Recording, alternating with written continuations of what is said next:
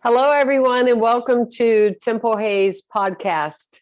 I'm delighted that you are here as we continue these lifelong conversations of being an intentional spirit. Thank you so much for your presence and for tuning in. Today, it's my pleasure. I'm telling you, talking about an intentional spirit. Now, here's a person that I tell you, you'll want to follow her wherever she goes. And that could include Italy and St. Petersburg, Florida, and literally all over the world. She is a mover and a shaker. She is someone that I call a difference maker for sure. Reverend Christie Hardwick, welcome to the Intentional Spirit. We're so glad you're here.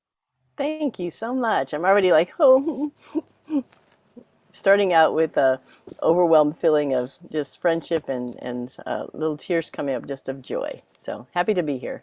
Well, to me, you and I hear that in my heart, and I am, more of the same. And I don't want to go back at you, or, you know, you too, but to really breathe that in, as we live as intentional spirits, we have this understanding, this vibration that we affirm and we declare that we attract in our inner circle.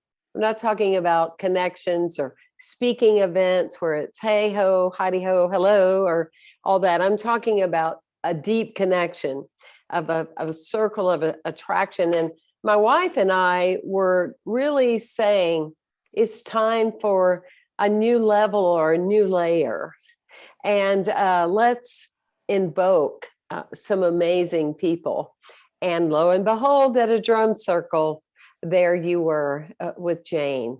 And one of the things that I always say on this show, which is important to me because it's my practice and what I believe, Reverend Christie, as you know, is that whatever we have gone through, and whatever has happened to us that has allowed our breakthroughs, they define us, and their intentions are really to expand us to be greater and more. And, like you, I know you coach people all over the world, and they go, I want to be a great change agent. I want to be a difference maker.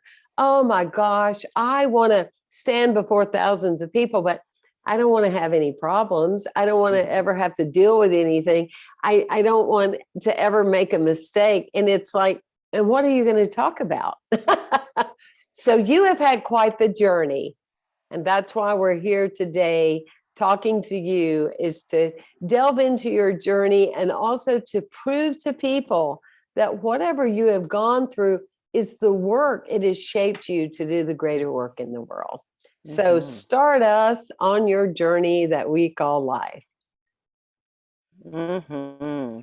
I love that kind of a question because it's like one of my favorite things to write about or think about or even ask other people about. It's like give me five major events or five milestones in your life or something that really was transformative and how you define it. What I find really interesting is that those things change for me. What I might have said 20 years ago. Of course, there's so much more time has passed, but what I might have said 20 years ago is different than what I might say today about the same events and what was really shaping of me. Um, we do tend to go to trauma. That's one of the things we go to. We notice that we were traumatized by something, right? So I've had my share of trauma. What's interesting for me is I'm beginning to notice some of the things that worked, some of the things Yes. that defined me and lifted me and where my light showed up. So now it's a mixture of those things. So we all have our childhood story, and my childhood story includes some things that were definitely not pleasant. There was abuse, there were, both emotional and physical. There was, lessons that were taught to me about my worthiness and that I wasn't actually worthy of the life that I'm living, now today. I picked up those lessons. I took them in. I decided that they must be true because people who were, wiser than me and older than me, the authority figures of the time were telling me so. And I accepted it for the longest time. And I tried to strive for the world's rewards, thinking that if I really wasn't worthy, maybe I could prove that I was by getting enough recognition on the outside.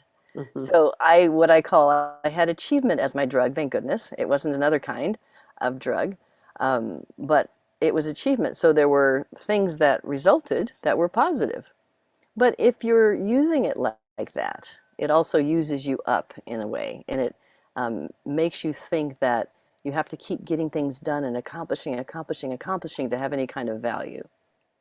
And so as life continued, and I could see the path forward and said, you know, if you keep doing what you're doing, you're going to stay in what I had for maybe 15 years, a chronic depression, because you're so tired from efforting, trying to get this result that you think is coming from the world. If I keep doing this, it's probably not going to end well for me. There were a few times where I had amazing healers and body workers near me that would feel my energy and say, you know, I'd be really sad if you were gone. I thought, what are they feeling? They're Mm. feeling that sense of me not really wanting to be in the life I was in, but it wasn't the life itself that I wanted to end. It was the way I was living that wasn't working for me. So going through all those interesting and challenging experiences, you know, and having a big corporate career and having all the world's accolades and supposedly the life that everyone searched for, um, I finally arrived at what I was looking for, I was looking with, and it was me that I was after. So I would say that's kind of a short version of the the travels of Christie.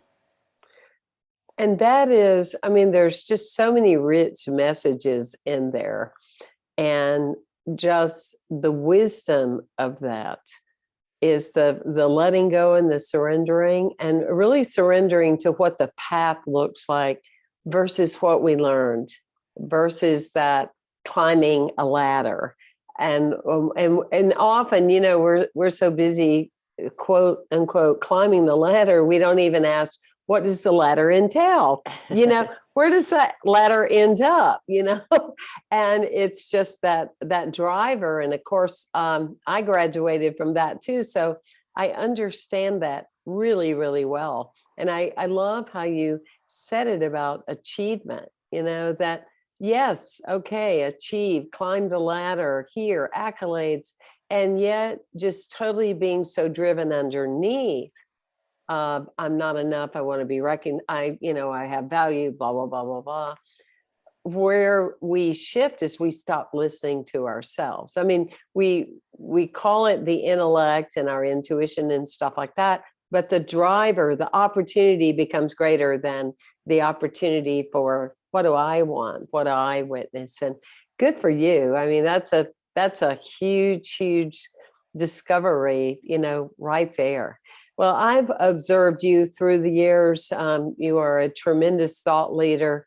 You are in many wisdom circles and lead many things and coach people, like I said earlier, all over the world. One of the things I admire you the most is about you the most, as I continue to admire about myself, is that I'm always learning. I'm a student, and things that I would say 3 and 4 years ago, I cannot just go and copy that exactly right Mm-hmm. now. Mm-hmm. Or how I would eat 3 years ago, I cannot go, well, that's the way I've always done it. That mantra, if you will, or excuse, no longer works for me. And I admire that so much about you. It's like, where's Reverend Christie at now? Oh, well, she's walking the Selma journey. Oh, well, she's exploring Italy to see how they live. And that's so important for remaining forever young. And I applaud you for that. Thank you. I do love the idea of pursuing learning and evolving as a soul. That's what it feels like it's happening because the world's treasures are there and you can Mhm. keep accomplishing things, but I'm beginning to think all the treasures inside. And so you find me doing things like the Selma journey and facing my own fears about the South and my own fears about what the isms caused in my own life. And most recently, I discovered and understood that my family's relationship with the Cherokee Nation was one because of enslavement. And in order to really fully feel that experience, I went to the Cherokee Nation and registered with the Cherokee Nation as someone who came from Samuel and Sadie Starr, who were enslaved people in the Cherokee Nation, and walked the Trail of Tears with them, and stood for my great-grandparents and said, I accept the benefits of being part of this nation because of their blood, sweat, and tears, literally. And I was speaking to people in the nation about why I was there when I got my ID, my official ID. And I would go to the store and they say, are you a member of the Cherokee Nation? I'd say, yes. And, you know, they'd give me their discount. And I said, but I need you to know how I am. And we also went to museums and asked if there was anything about the Cherokee freedmen, which are people who were once enslaved and then became free. And there wasn't. So what was beautiful about that experience was at this point in time, I could experience it as love. I could experience it as an opportunity to share with my brothers and sisters whose ancestors may have enslaved my ancestors and explain how we are related to each other, rather than coming in with my pain about what happened. It was very interesting to claim, you know, nationhood with people who enslaved my ancestors, and it was perfect. So things have become much more rich and interesting and provocative, and all of it is the practice of walking, you know, more and more towards love, more and more as love, in whatever the circumstance. Wow, that's so powerful. And so part of the journey, isn't it? And we both concur about the same idea that our history describes us, and yet it does not have to define us. We can overcome. And it's interesting, or we are in the process of overcoming. It's interesting in that, you know, when you say that, I resonate so much. Even still, the energy sometimes I allow myself to feel, like when I'm on Facebook with everyone in my high school. Everyone that is public and on social media is a, you know, deep-rooted Southern Baptist type of faith. And I don't fit in that. You know, I mean, I'm happy to fit in that. They won't allow me to fit in that. So, you know what I mean? So it's an interesting thing about some of the things with the South, that they're very unique, but yet I think that sometimes if as a culture we wouldn't say, yeah, but we get that about the gay thing, but you have no idea what it's like, the color of my skin. And no, I don't. I really don't, nor would I ever claim that I do. But I think instead of us going there on the collective, if we would just talk about the deep rooted things that we feel, the woundology, and we focus on that, we could transcend a lot more of these cultural and, you know, and things that we carry, you know. Exactly. So, Yeah, we're all, including your wonderful four-legged animal friends, looking for love in all the wrong places. We start out right.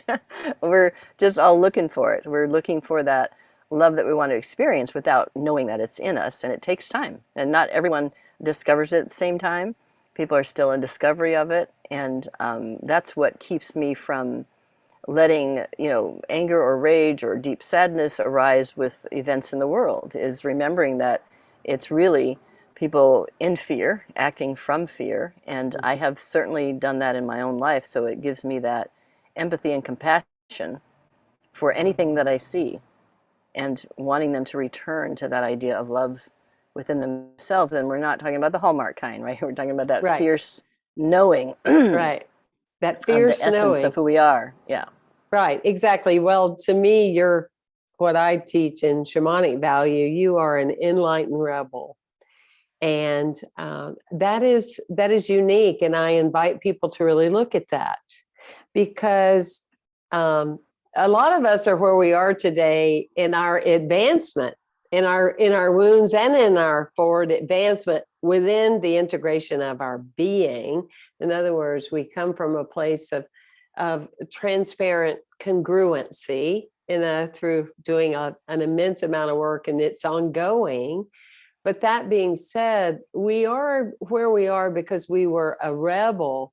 And as we expand in our own consciousness and awareness, we become an enlightened rebel. Like, Mother Teresa would say that I'm not going to join you against something. I'm going to walk with you for something.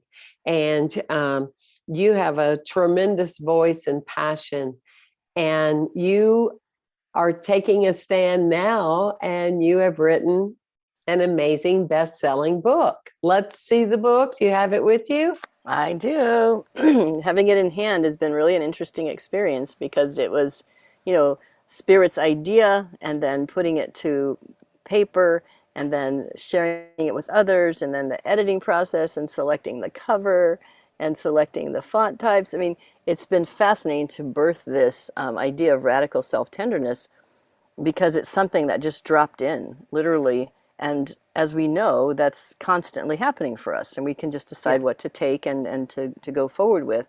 But the thought just kept coming. Tenderness terrifies me. And I thought, what a strange thing to hear. And I wrote it down. I let it just sit there. And I went over and looked at the words again and said, does it really? And what an interesting thing. I had never had the thought before.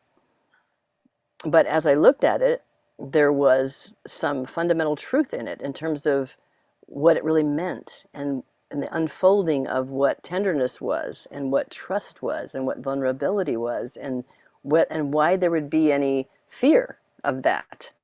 And so in that exploration, writing this book, recognizing that the experiences I had in my life, I drew conclusions about what life was. And I had a wonderful teacher once that said, a lot of people don't have an original idea since from the time they were 12. And I understand now what that means. It's like you have these experiences and you make agreements about what it must mean about life, and then you arm yourself according to what you think these ideas are and how life works without ever really re-examining for a long time. So I have re-examined so many of the lessons, and many of us who I consider myself an empath, you're completely open. I have so many channels open. And as a child, I had so many channels open. I'm doing music, I'm dancing, I'm writing plays, I'm doing whatever. This was natural for me, right? But it also means you're picking up on so many messages in the world at the same time, right? So I'm picking up all these messages, trying to make sense of them, living in a family system that wasn't healthy, that didn't have people to go to for wisdom. Everyone was trying to survive the situation. So you come up with your own view of the world, and then you live from that. And what's beautiful about the teaching of new thought, thinking new, refreshing your mind, is that you say, well, let me examine all these things that I have concluded and decided must be the way the world works, and see how true they actually are or are not, and just explore that and be in the curiosity and fascination. So a lot of things in this book are about really the fascination with the idea of being tender toward ourselves and what that could do for our vibration in the world, and being fascinated with the idea of where we can be tender and how we can be tender. And I really kind of fell in love with this concept because there's kindness and there's compassion and there's all kinds of words we use, but something came to my mind when it was tender. There's nothing quite like that. There's nothing quite like that. And it's a tender heart and an open heart, and tenderness is something that has nothing to do with harm. It has only to do with furthering openness and recognition of our inherent beauty. So I am really happy that this book came through me. It literally poured out, and that it's moving to people who are really resonating with it. I'm getting notes, every day, a text or a messenger or something, a post on Facebook that says, this really meant something to me. I resonated. It doesn't matter my story because everyone has theirs, but sharing it resonates with people because it gives them the invitation to think about their own journey. Oh yeah, absolutely. What's coming to mind for me when I'm thinking about the word tenderness, and I wanted to talk to you and interview on the podcast and be fresh and not already have fully engaged in the book, because I wanted to just be raw, and that's important to me, to kind of be living out loud with you about it. But for example, when we were relocating to California, we invested on a rental property and we were scammed. And many thousands of dollars later realized that we were scammed. And it was interesting because the very few people that, we told about it would say, oh yeah, well, karma, bless her karma, bless her karma. And I said to them, well, what about that maybe we owed her karma? Mm. We're so quick to talk about future karma. Mm-hmm. You took something that was wrong. Mm-hmm. You didn't abide by the rules. The behavior, it's not okay. Mm-hmm. But it's interesting in the New Thought circles, people are so quick to talk about the future karma. How can we talk about the future karma if we're not willing to talk about, well, it could be past karma. Maybe we had a debt to this woman, BB and I, or one of us, and now we are complete. And that is that level of tenderness, because we don't do what we do in the world to wish harm or anything. Oh my gosh, I don't ever want to hold anything towards anybody, because there's so much more to this big life and emotions and journey and psychology than what we ever see. But I'm very clear that to him, much is given, much is held accountable. So Yes. it's very important. But that was a big aha, Reverend Christie, that I had, that has shifted that awareness and towards the work, that I'm doing with other people. Not that I didn't know that intellectually, okay? Sure. But just in a deeper level of emotion. Or the other thing that I said is, perhaps she needed that $12,000 to feed her children. Oh, well, I have a nonprofit. Well, we donate and help families feed children. Oh, okay. She did go about it interestingly enough, but I'm okay with that. So it shifted that radical forgive, which is valuable. But what I like about even the title of your book, when you can get to that self-radical tenderness, you don't skip steps, but it's like the forgiveness work is almost understood because you're already over here. Am I tuning into where you're coming from at all in your book? Okay. And actually, I wanted to just tap into a place in the book. It's on page 53, and it's so speaks to what you're saying. And I was talking about that journey on the Civil Rights Trail. And I write, I went alone to visit the monument to lynching that Brian Stevenson and his staff miraculously erected on a hill in Montgomery. Each inscribed name honored the people violently murdered, allowing us to witness their stolen lives. There was a terrible beauty in it. I imagined the crowds who looked on as they were hung from trees or poles, their last breaths shared with a jeering throng. It helps me move forward toward forgiveness when I look at my own life. Where am I an onlooker, perhaps not jeering, but not doing anything to stop the violence against my fellow human beings or sentient creatures or the earth itself?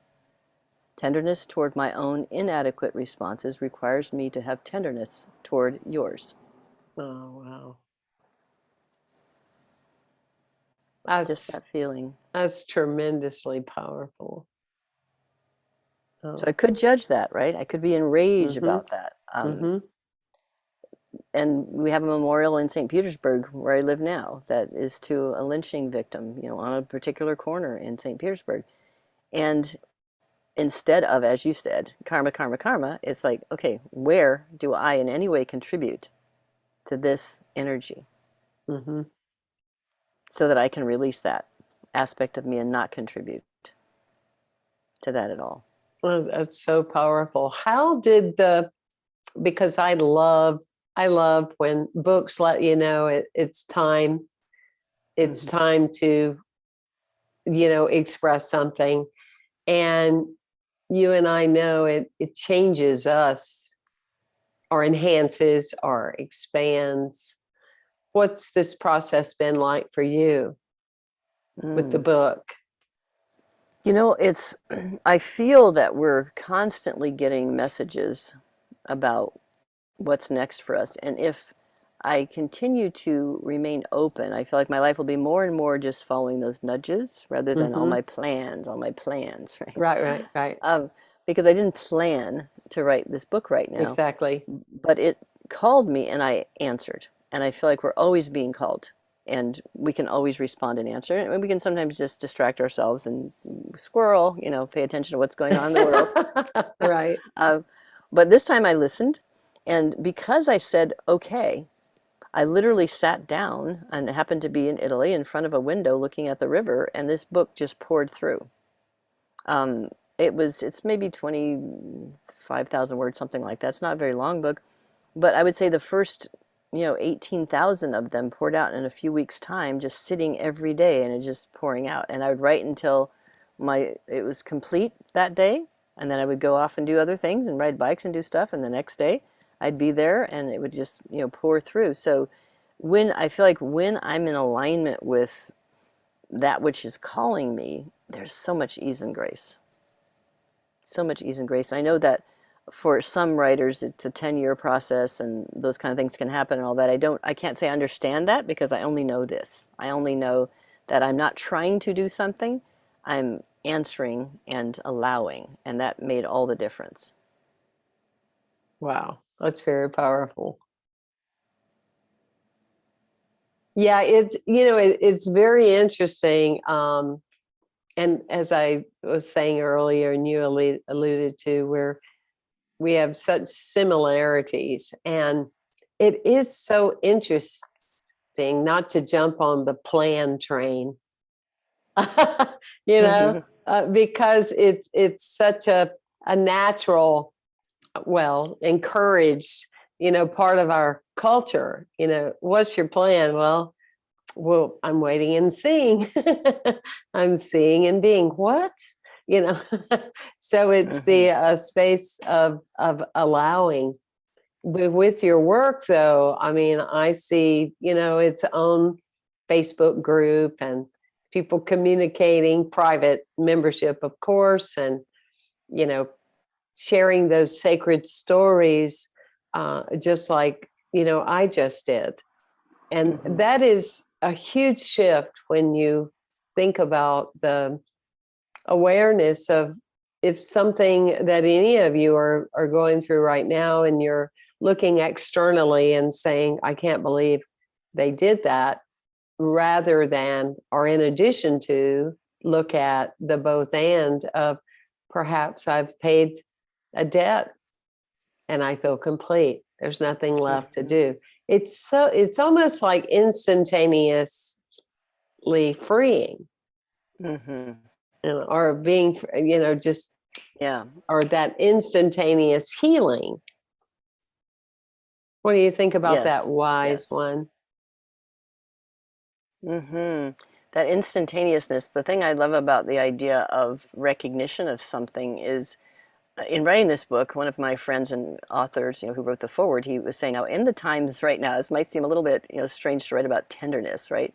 But he recognized that what I was saying was that we're given permission to heal, to allow our wholeness to come forth, to be tender with ourselves on behalf of the whole. It does matter that we are intentionally tender. We practice it with ourselves. We can't be harsh and warlike internally and expect to be tender on the outside. So if we don't want to contribute to that which is right now looking like conflict and division and constant, fighting with each other, we can't have that going on inside. And we have to have the ability to be tender with ourselves so we can be broadcasting it, to other people.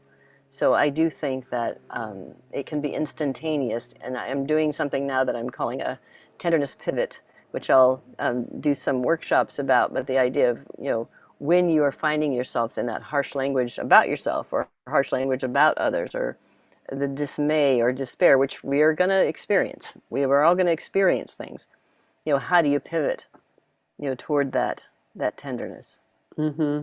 Oh, that's powerful. I recall as a teenager headed quickly to my 20s.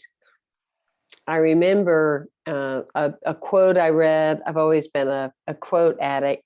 I love them. I love them, love them, love them, and on occasion create my own that resonate with my soul. But it was to the point of, to paraphrase, when you're upset about something or moved, or could say angry or overly emotional. And that back in the day, we actually wrote letters or we called somebody. Mm-hmm. So it was when you are charged about something and it's really got you, wait 3 days before you do anything. Just wait 3 days and then Mm-hmm. see, where you'll be. And I would love that to be true for all people on social media platforms Mm-hmm. before that comment is necessary, before the something, just wait 3 days and see if it's still true, if it holds true, if it feels real. And that's the part you're invoking, within all of us, is you're asking us that would allow us to get to a place of tenderness, or at least a multi-dimensional reality, Mm-hmm. of how we see things. Mm-hmm. Mm-hmm. I love that idea, the 3 day, waiting for those big reactions that you might be having, and wait for the response to come in. And I even love the idea of when it comes to big emotions, the 90-second rule that Jill Bolte Taylor mentioned in her book, My Stroke of Insight. And she said she learned, because she's a neurosurgeon, right, that the circuit for anger, the circuit for frustration, the circuit for rage, whatever, they run about 90 seconds in the body's electrical system. And we rehook them to keep them running, right? We rehook them with the thought over and over and over again.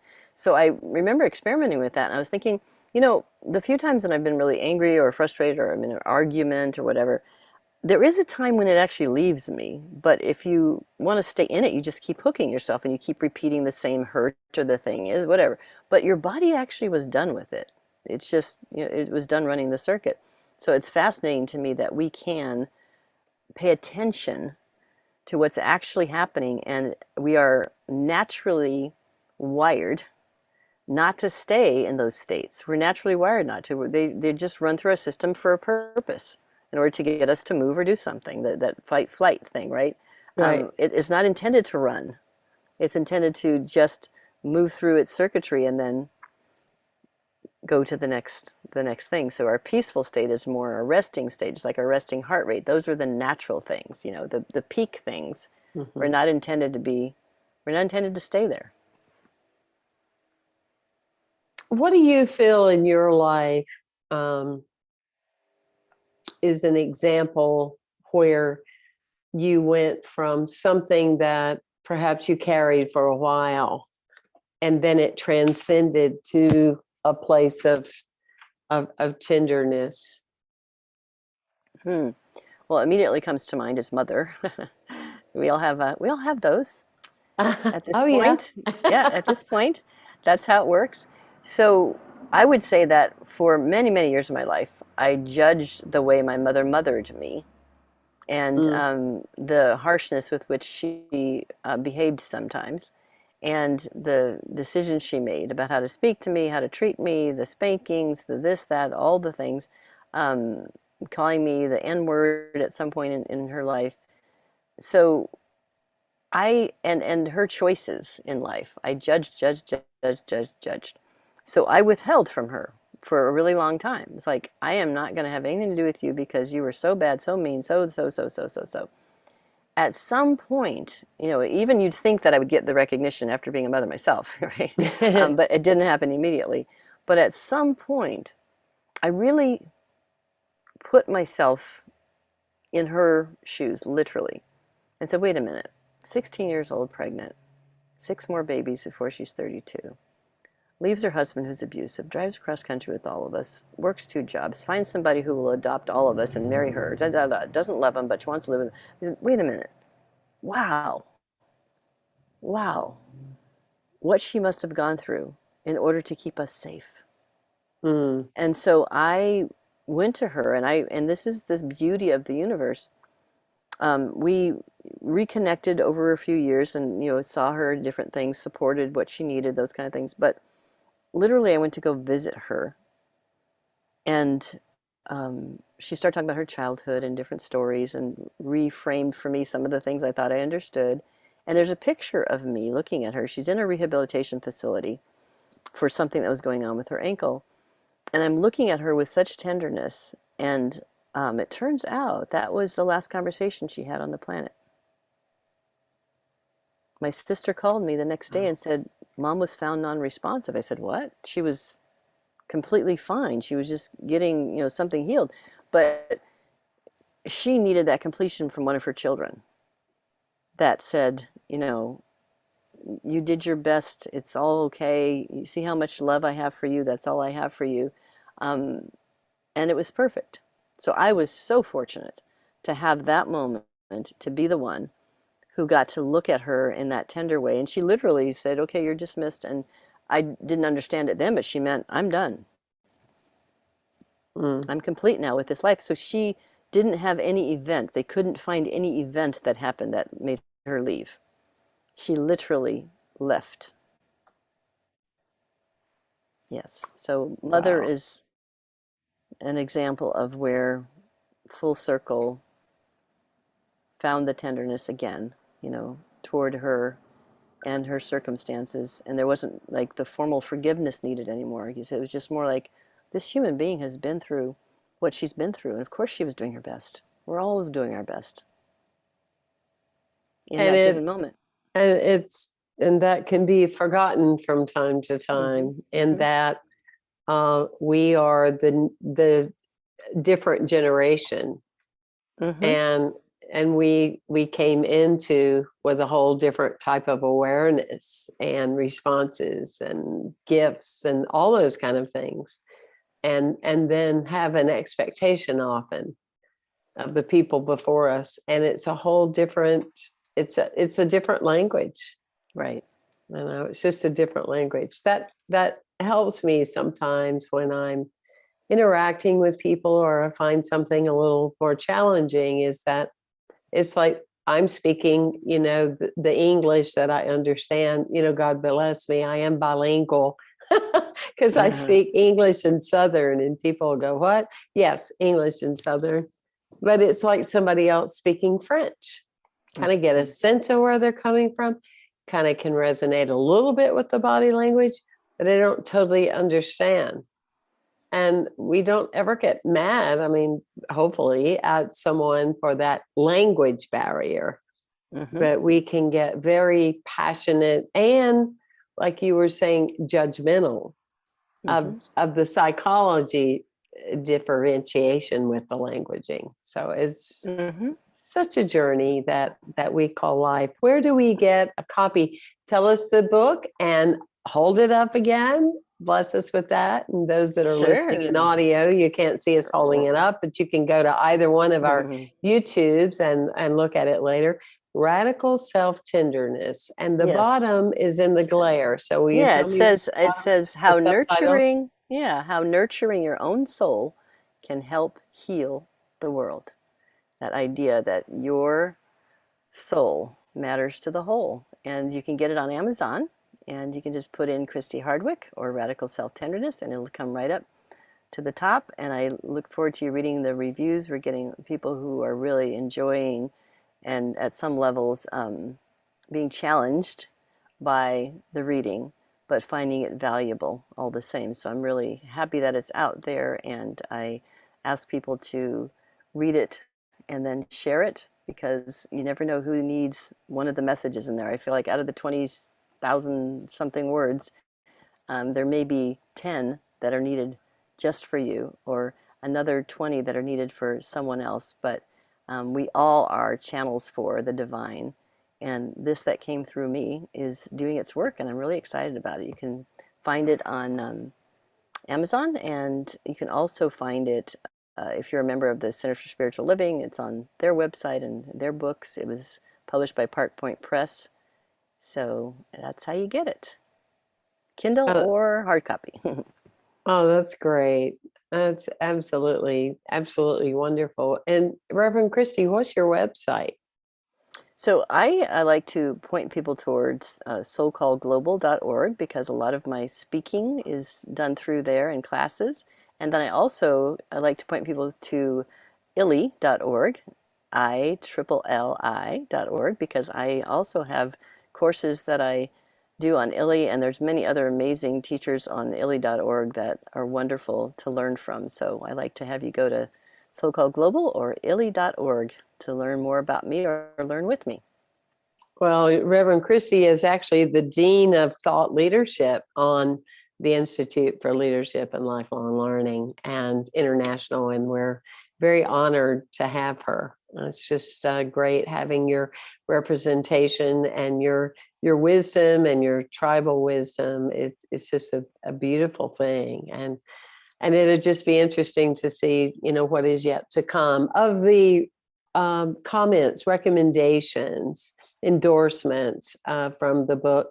What do you see any kind of theme or about with the aha moments? Mm-hmm. Is there a deeper dive with some things than others? What with our culture, and we all refer to the times we live in, and Mm-hmm. in the Mm-hmm. 70s, we referred to it as the times we lived in, and this is where we are right now. What would you say some of the things are that are opening the way of healing, Mm-hmm. or knowing you don't need healing, but it's time to elevate, or whatever it is. That's a Yeah, healing. So, exactly.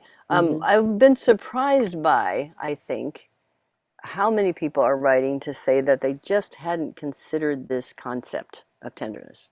They just hadn't considered uh, it, hadn't thought about being tender, hadn't even thought about the concept of tenderness. So it's opening up in them this idea of there's a modality of life that I haven't really been paying attention to.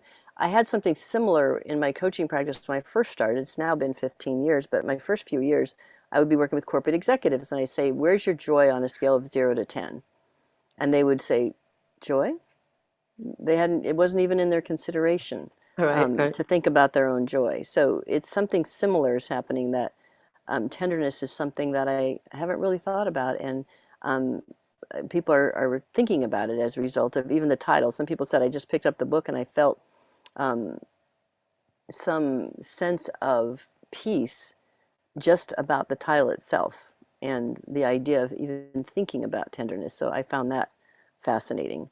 Um, that's what I would say. Yeah.